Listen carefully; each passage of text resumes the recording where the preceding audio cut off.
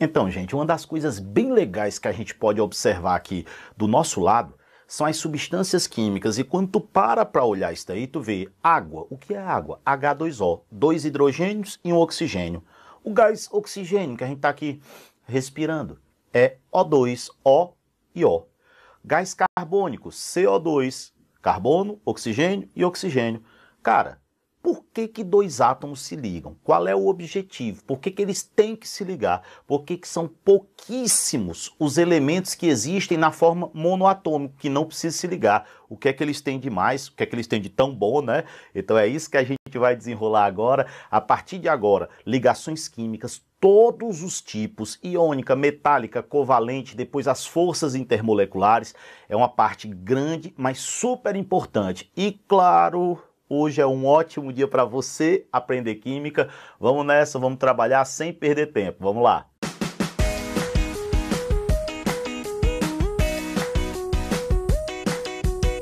Olha só, quando eu paro e penso em tantas substâncias que eu tenho e que a maioria dos elementos, dos átomos, só existe se estiver ligado, eu tenho que imaginar que eles se ligam para ficar estáveis, porque senão eles não podem existir isolados. Então, se eles se ligam para ficar estáveis, a gente vai parar e vai pensar o seguinte, ó, objetivo, adquirir, atingir a estabilidade. Vocês lembram que quando eu atinjo a estabilidade, eu diminuo a minha energia. É só pensar, uma coisa instável é uma coisa enlouquecida, é uma coisa que tem alta energia. Uma coisa estável é uma coisa que tem baixa energia, que está ali muito tranquila. Então o objetivo da ligação é baixar a energia, ou seja, é adquirir a estabilidade, é ficar numa boa, né? Na real. Então esse é o objetivo das ligações químicas. Agora, dois cientistas, eles pararam para perceber justamente quais eram os elementos que ficavam estáveis sem precisar se ligar. E eles notaram que a última família da tabela, a família 18, antiga família 8A, que é a família dos gases nobres, esses átomos existem na forma monoatômica. Então eles não precisam estabelecer ligação. Pô, se eles não precisam se ligar a ninguém, se eles já são estáveis, os outros têm que copiar. Então, se os outros vão ter que copiá-los ali, quer dizer que para que o átomo fique estável, ele deve ter 8 elétrons na última camada. Por isso que se chama regra do octeto. Agora, lembrem que tem um gás nobre meio esquisito, logo no começo ali, que é o hélio, né? O hélio, ele só tem 2 elétrons, então tem alguns elementos que seguem o dueto, que é ter 2 elétrons. Isso a gente vai ver tudo com calma e tranquilidade, mas por enquanto, lembrem, regra do octeto, para que o átomo fique estável, ele deve ter 8 elétrons na última camada. Alguns poucos vão seguir que nem o hélio, né? Que é o hidrogênio justamente, e o hélio, que vão ficar com 2 elétrons. Agora, quando a gente para e pensa na tabela periódica, a gente começa a entender como é que vão ser essas ligações. Então vamos dar uma olhada nisso daqui, ó. Maneiras de nós atingirmos o octeto. Gente, eu acho que o estudo da tabela, ele é importantíssimo, porque ele esclarece muitas coisas, tipo, lembrem, tá certo, que as 2 primeiras famílias são aquelas terminadas em S. As 6 últimas são aquelas terminadas em P. Gente, as do meio são as terminadas em D, e aquelas que estão fora, lantanídeos e actinídeos, são terminadas em F. Os elementos S e P são chamados de elementos representativos. E são eles, gente, principalmente, que seguem a regra do octeto. Então, são principalmente os representativos. Os elementos de transição, na sua maioria, não seguem a regra do octeto, têm as suas particularidades. Então, quando a gente fala de octeto, a gente pensa na família 1, 2 e depois da 13 até a 18. Eu quero que vocês lembrem o seguinte, a primeira família, ela termina em S1, então ela só tem um elétron na última camada, depois eu tenho 2. A família 13, que era a antiga família 3A, se chamava muito 3A, esse bloco dos representativos. Era chamado de A, porque quando você diz 3A, você lembrava que tem 3 elétrons na última camada, que é o S2 e o P1. Depois eu tenho 4 elétrons, 5 elétrons, 6 elétrons, 7 elétrons e eu tenho os gases nobres com 8 elétrons, excetuando-se o hélio que tem 2. Então, com isso, a gente já tem uma noção ótima da tabela. Vocês param e pensam, cara, se eu tenho um elétron na última camada, só um, a minha tendência é perder. É mais fácil perder um elétron do que ganhar 7. Além do que, a gente sabe que desses lados eu tenho os metais. E qual é a tendência natural dos metais? Perder elétrons. Do lado direito, eu tenho os ametais. E a gente viu lá em tabela periódica que os ametais, eles são eletronegativos. A tendência é ganhar elétron. Então, quais são as ligações possíveis ao longo da tabela? Possíveis. Eu posso ligar um metal com um metal. Eu posso ligar um ametal com um ametal. Ou eu posso ligar um metal com um ametal. Gente, o que é que o metal quer? Tu para e pensa porque você já sabe na verdade. Então não vamos decorar nada não, ó. O metal ele quer perder elétron, o outro metal também. Ninguém quer ganhar. Se os dois querem perder, eles vão pegar esses elétrons e afastar um pouco de si. Vão formar uma nuvem de elétrons, que é o modelo do mar de elétrons, que a gente vai ver lá na ligação metálica. O metal, ele quer perder o elétron e o ametal quer ganhar. Gente, se o metal quer perder e o ametal quer ganhar, eu vou ter uma transferência de elétrons que vai me gerar íons. Se eu vou ter íons, aqui surge a velha e boa ligação iônica, que é entre um metal e um ametal. E agora imaginem ametal com ametal. O ametal quer ganhar, o outro também. Se eu quero ganhar e o outro também, a gente vai disputar aquele elétron e ele vai ficar entre nós dois. A gente vai compartilhar. E é aí que surge o que nós vamos aprender a chamar de ligação covalente. Então, tem 3 tipos de ligação: metálica, iônica e covalente. E pela posição na tabela, a gente sabe qual é a ligação que vai ser estabelecida entre aqueles átomos que vão se ligar. Vamos começar pelo primeiro tipo de ligação. A gente viu aqui que eu tenho algumas maneiras de atingir o octeto, são alguns tipos de ligação. Quem desenvolveu foi esses caras aqui, a regra do octeto. Para que eu atinja o octeto, para que eu fique estável, eu devo ter lá 8 elétrons na última camada, tranquilo. E a primeira maneira, gente, é a ligação iônica. Vamos lá, vamos entender e achar fácil. Metal com a metal. Os metais, a tendência dele natural é perder o elétron e o ametal é ganhar. Se o metal perde e o ametal ganha, eu vou ter uma transferência de elétron. Transferência de elétron. Gente, vocês já perceberam que se o metal ele perde o elétron, ele forma um cátion. Se o ametal ganha, ele forma um ânion. O cátion é positivo e o ânion é negativo. E entre uma carga positiva e uma carga negativa, ó, entre essas criaturas que se formaram aqui, eu vou ter uma atração. E é essa atração entre o cátion e o ânion que a gente vai aprender a chamar de ligação iônica. Então, gente, muita gente confunde isso daí, que é o lance, a transferência de elétrons, ela é essencial para que eu forme os íons. Formou os íons, eles se atraem. A atração entre os íons é que é a ligação iônica. Então, a ligação iônica é uma atração entre íons. Lembrem que se eu colocasse aqui íons de carga oposta, era um pleonasmo, porque se é uma atração, tem que ser de carga oposta. E a outra, ela surge, como vocês viram, ó, surge devido a transferência de elétron. Na hora que eu transfiro o elétron, forma o cátion e o ânion e eles se atraem. Tranquilo. Legal pra caramba. Vocês já lembram lá da parte de tabela que os ametais, eles são eletronegativos. E os metais, eles são eletropositivos. Ah, Michel, não lembro. Eletronegativo é tendência de ganhar, eletropositivo é tendência de perder. Então a gente costuma dizer o seguinte, que quanto maior a diferença de eletronegatividade, a variação da eletronegatividade entre os átomos, você vai dizer, pô, Michel, o que é isso aí? Cara, se eu tenho um elemento muito eletronegativo e outro pouco eletronegativo, eu tenho uma grande diferença. Quanto maior for essa diferença, maior o caráter iônico.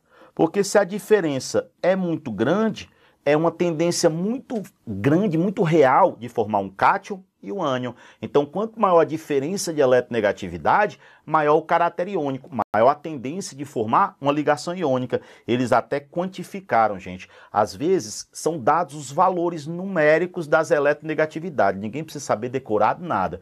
Mas eu preciso que vocês tenham uma noção que se eles derem, ó, quando a diferença de eletronegatividade der maior do que uma 1,7, em geral, eu tenho uma ligação iônica. Então, para não ter que decorar isso daí, quando eu tenho muito eletronegativo e um pouco eletronegativo, então esse aqui vai ser eletropositivo, esse cara ganha, esse cara perde. Qual é o tipo de ligação? Iônica. Tranquilo. Vamos ver como é que ela se forma. Olha só. Exemplos. Formação do NaCl. Gente, o sódio, quando a gente faz a distribuição eletrônica dele, vocês estão vendo que ele está aqui, ó, com 11 elétrons, então eu teria um S2, 2S2, 2P6 e eu teria 3S1. O que é que vocês se ligam? Última camada, vocês estão vendo que esse rapaz ele só tem um elétron. Gente, se eu só tenho um elétron, a minha tendência é perder, porque se eu perco, eu fico aqui com 8, ó, e eu fico estável. Então a tendência natural é perder. É mais fácil perder um do que ganhar os 7. Já quando eu vou para o cloro, eu vejo o seguinte: 1S2, 2S2, 2P6, 3S2, 3P5. Cara, olhem para a última camada. Se vocês olharem para cá, ó, vão ver, poxa, o cloro ele tem 7 elétrons na última camada. Se ele tem 7, ele quer 1. É justamente o 1 que vem lá do sódio.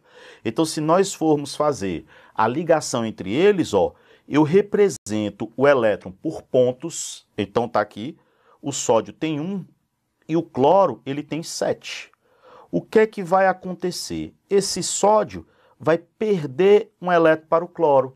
Gente, se o sódio perde um elétron, ele vai transformar-se em Na+. Ele não tem mais nenhum elétron na última camada. Ele perdeu a última camada, agora ele passa a ter os 8 na anterior. Beleza. E o cloro abre um colchete, ó, ele tinha 7. Como ele ganhou um elétron, agora ele tem 8. Ele está estável, está ótimo. Gente, essa fórmula onde os elétrons aparecem por pontos, o nome fica bem claro, ó, é fórmula eletrônica.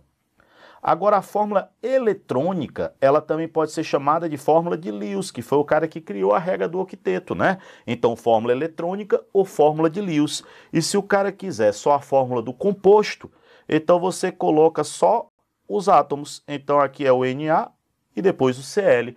Primeiro quem perde, depois quem ganha. Primeiro o cátion e depois o ânion. Seguro e tranquilo. Vamos ver um segundo exemplo. Formação do MgF2. Olha só, o magnésio, se eu fizer a distribuição, ele fica 1S2, 2S2, 2P6, 3S2. Sempre olhem para a última camada, que a gente chama de camada de valência, que é a camada onde vai haver a ligação. Vocês percebem aqui, ó, que eu tenho 2 elétrons na última camada. Se eu tenho 2 elétrons na última camada, qual é a tendência natural? Perder esses elétrons. Já se eu for para o flúor, vocês percebem que eu tenho um S2, 2S2, 2P5. Observem, são 9 elétrons. E se nós olharmos aqui, a última camada, que está aqui, ó, a gente percebe que tem 7. Vamos agora fazer um raciocínio legal. Poxa, se o magnésio, a tendência é perder 2 e o flúor só quer ganhar 1, o magnésio quer perder 2, então eu vou precisar de 2 flúor. Cada flúor vai ganhar 1. E você, com naturalidade, porque agora você vai adquirindo essa naturalidade, o magnésio tem 2 elétrons. O flúor, ele tem 7, está aqui. O outro flúor também tem 7, está aqui a criança. Aí você vai, ó, o magnésio perde um elétron para cá e perde um elétron para cá. O magnésio perdeu 2, então o que é que você escreve? Mg2+. E o flúor ganhou 1. Fica F-, mas como são 2 flúor, eu coloco 2, abre o colchete, ó, aí coloca F-. Vejam que a gente às vezes passa reto por aqui, a gente não olha com atenção, a gente tem que dominar isso. E se eu quisesse só a fórmula do composto? Fórmula do composto, primeiro quem perdeu? O magnésio. Depois quem ganhou? O flúor. Eu tenho quantos flúor? 2. Então seria MgF2 é a fórmula do composto e a fórmula que tem os elétrons é a fórmula eletrônica ou fórmula de Lewis. Tranquilo. Agora vamos para uma regra prática, porque se eu quiser só essa fórmula do composto, ajuda pra caramba. Olha só. Regra prática. Você pega o metal, tá aqui, ó. A gente sabe que o metal, a tendência dele é perder elétrons e o ametal, a tendência é receber elétrons. Aí você vai saber quantos o metal tem que perder e quantos o ametal tem que ganhar. E depois você faz um X, coloca os elétrons perdidos para cá e os elétrons que eu tenho que receber para cá. Se ficou mais ou menos, agora vai ficar muito claro. Imaginem que eu tenha a seguinte situação. Eu diga, o que a gente acabou de fazer, ó. Eu diga, cara, temos o magnésio. Beleza. O magnésio ele tem que perder quantos? 2 elétrons. Ele é da segunda família, antiga família 2A. Então ele tem que perder 2. Ele vai se ligar ao flúor. Flúor, família 17. A gente viu que ele está com 7 elétrons na última camada. Se ele está com 7, ele precisa ganhar 1. Eu coloco 1 aqui, ó. Aí o 1 vem para cá e o 2 vem para cá. Rápido, eu escrevo MgF2. Lembrem que as provas, elas vêm ou a tabela ou vem o número atômico. Você não precisa decorar de jeito nenhum. Aí você vai, ó. Se eu tivesse o alumínio. O alumínio, ele tá lá, S1, S2, P1, família 13. Então ele tem 3 elétrons na última camada. Pô, se eu tenho 3, eu vou perder 3, não é verdade? Então ele vai perder 3. Aí eu vou ligar o oxigênio. O oxigênio é da 16. Aí você vê, pô, para estar lá na 16, antiga família 6A, ele tem 6 elétrons na última camada. Ou faz a distribuição e percebe isso. Pô, se ele tem 6, aí tu já sabe, ó, se ele tem 6, ele precisa ganhar 2. Ele precisa ganhar 2, quer dizer que o 3 vem para cá e o 2 vem para cá. Fórmula desse cidadão, Al2O3. Outro exemplo para a gente concluir. Se eu dissesse, cara, eu quero Ca junto com bromo. Você vai cálcio. Você faz a distribuição, vê que tem 2 elétrons na última camada, ou então lembra que é a família 2A. Bela Margarida casou com o senhor Barão. Então, tá ali a criatura, tá ali o cálcio. Se ele tem 2, ele vai perder 2. O bromo é da 7A, família 17, ele tem 7 elétrons na última camada. Se ele tem 7, a criatura só precisa de 1. Esse 2 vem para cá e esse 1 vem para cá. Qual é a fórmula que você já se garantiu? Seria CaBr2. Depois que a gente entendeu como é que os compostos iônicos se formam, o que é a ligação iônica, por que que o composto é iônico, né? Metal com a metal, o ideal agora é a gente ver as propriedades desse composto. Então, para a gente finalizar, olha só. Primeira coisa, gente, vamos ter na nossa cabeça que a ligação iônica, ela é uma ligação muito forte. Então, quando a gente tiver uma ligação iônica, ela é uma ligação forte. Então, é muito difícil desfazer a ligação iônica. Qual é a primeira conclusão? Vocês lembram o que é a fusão, que é a passagem de sólido para líquido? O que é a ebulição, passar de líquido para gás? Lembram que eu vou rompendo as atrações? Então, se a atração é forte, é difícil romper. Se é difícil romper e quebrar, arregaçar ali a ligação, se é difícil arrebentar a parada, significa que eu vou precisar de muita energia. Por isso que a gente pode dizer aqui, tranquilo, que eles apresentam elevados pontos de fusão e ebulição. Alto ponto de fusão e alto ponto de ebulição. Precisa de muita energia para passar para o líquido e de muito mais ainda para passar para o gasoso. Gente, como eu preciso de uma temperatura alta para passar de sólido para líquido, só vai virar líquido em alta temperatura. Então, a temperatura ambiente, eles são sólidos. Lembrem que a temperatura ambiente é 25 graus Celsius, tá? Não confundir com a CNTP, que aí não é condição ambiente, é condição normal, que é 0 graus Celsius. Mas a condição ambiente é 25. Vem uma que eu acho importante, ó. Eles são duros. Lembrem lá na parte de química básica que ser duro é ser resistente ao risco. Eu não consigo tirar partículas fácil. Por quê? Porque a ligação é forte. Agora eles são quebradiços. Aí você vai dizer, Michel, isso não é esquisito, não? Não é meio estranho ele ser quebradiço? Aí quando eu olho com vocês o desenho, ó, se eu imaginar um composto iônico, eu tenho um cátion, um ânion, um cátion, um ânion, um cátion, um ânion, e aí vai. Embaixo, um ânion, um cátion, um ânion, um cátion, um ânion. Então eu tenho cargas opostas em contato. Aí vocês imaginem que eu consiga segurar um composto iônico dessa forma. Se eu fizer uma força para deslocar isso aqui, ó, se eu fizer isso, se eu conseguir deslocar, eu faço uma pressão nesse sentido e uma pressão nesse sentido, sentidos opostos. Se eu conseguir deslocar só um pouco, eu vou colocar cargas de mesmo sinal em contato. Gente, se eu colocar, a substância cliva, ela se separa em pedaços, então ela quebra bem ali, ela se parte. Clivar é se separar, é se quebrar. Então a gente tem clivar, porque se aparecer um nome bonito, né? Diferente aí. Então clivar é separar. Então eles são quebradiços por causa disso. E as outras três coisas, bem importantes. Em água, eles sofrem dissociação. Vou colocar aqui um asterisco, ó. O que é dissociar? É separar. Se vocês imaginarem, por exemplo, o NaCl sólido e eu colocá-lo dentro da água, ele vai transformar-se em Na+ e em Cl-. Então, o que é que a água fez? Separou os íons. Isso aí se chama dissociação. Então, não esquecer, dissociar é separar. Se eu tiver um composto iônico e eu colocá-lo em água, a água vai lá e separa os íons. Separa o Na+, por exemplo, do Cl-. Muitos compostos iônicos são solúveis, não são todos, tá? Mas muitos sofrem dissociação. Gente, conduzem corrente elétrica quando fundidos. Lembrem que fundidos é na fase líquida, é quando eles estão líquidos. Eu quero que vocês guardem até a última prova a seguinte coisa. Cara, quando a gente pega um composto e quer saber se ele conduz corrente elétrica, ele tem que ter uma das seguintes coisas. Ou ele tem elétron livre, ou ele tem íon livre. Ou elétron livre, ou íon livre. No caso dos metais, eu tenho elétrons livres. No caso dos compostos iônicos, você lembra, se ele tiver sólido, eu tenho íon. Composto iônico tem íon. Só que se tiver sólido, o íon está preso. Quando eu passo para a fase líquida, o íon ganha movimento. Então, ele já pode conduzir. E outra coisa legal aqui que vocês pegam, ó.